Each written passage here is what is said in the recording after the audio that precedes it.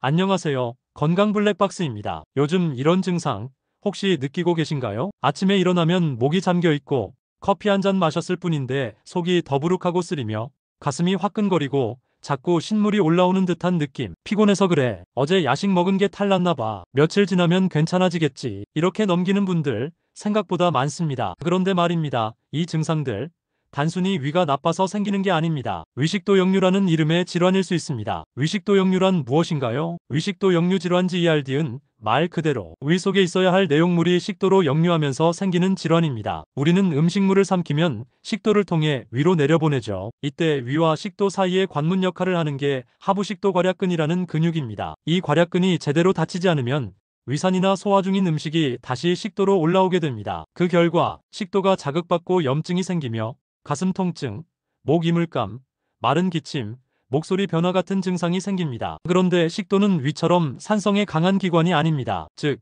위산이 올라올수록 식도는 점점 손상되는 구조죠. 이게 반복되면 식도염, 식도협착, 심지어 식도암으로 이어질 수 있습니다. 그건 나이 든 사람들 병 아니야? 네, 과거에는 그랬습니다. 하지만 지금은 아닙니다. 최근 건강보험심사평가원 자료에 따르면 2030대의 위식도 역류 환자 수가 10년 전보다 2배 가까이 늘었습니다. 실제로 병원 현장에서도 위내시경을 받는 젊은이들 사이에 조기 식도염 소견이 자주 발견된다고 하죠. 왜 이런 일이 생길까요? 젊은 사람에게 더 많이, 더 빠르게, 더 치명적으로 오는 이유. 1. 잘못된 식생활. 요즘 우리는 너무 빠르게 먹습니다. 점심은 샌드위치로 때우고 저녁은 편의점 도시락, 밤엔 맵고 짠 야식이나 치킨, 라면. 그리고 가장 큰 문제는 먹고 바로 눕는 습관입니다. 위가 비워지기 전 눕게 되면 중력의 도움 없이 위산이 쉽게 역류하게 되죠.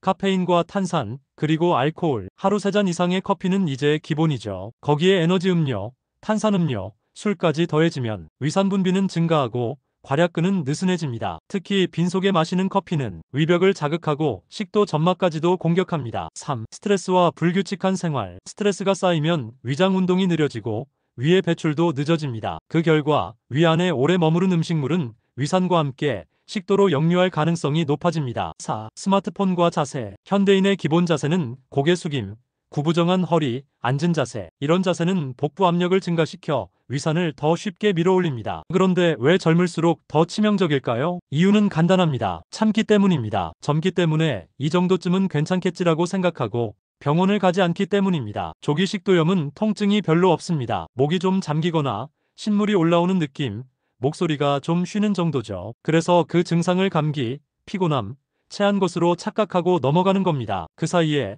식도는 천천히 망가지고 있습니다. 점막은 반복적으로 상처를 입고 결국엔 점막 세포가 변형되고 이게 발해식도로 이어지면 식도암 발생 확률이 3040배 이상 올라갑니다. 이것이 조용한 경고입니다. 겉으론 멀쩡해 보여도 안에선 병이 자라고 있는 거죠. 위식도 역류 어떻게 관리할 수 있을까요? 1. 생활습관 개선. 식사는 꼭 천천히, 과식 금지. 식후 23시간 이내에 눕지 않기. 식사는 잠자기 최소 3시간 전에 마무리. 2. 식단 조절. 기름진 음식, 카페인, 초콜릿, 민트, 술, 탄산은 줄이기. 위에 자극을 주지 않는 부드러운 음식 위주로 섭취. 3. 자세 관리. 스마트폰 볼 때는 고개를 세우고, 업무 중엔 허리를 펴고, 잠잘 때는 머리를 약간 높여주기. 4. 스트레스 조절과 수면. 스트레스를 받으면 가장 먼저 장기들이 반응합니다. 적절한 수면, 명상, 운동을 통해 위장도 쉬게 해주세요. 5. 증상이 있다면 꼭 병원에. 단순 속쓰림이라도 반복된다면 위내시경을 받는 것이 좋습니다. 특히 목소리 변화,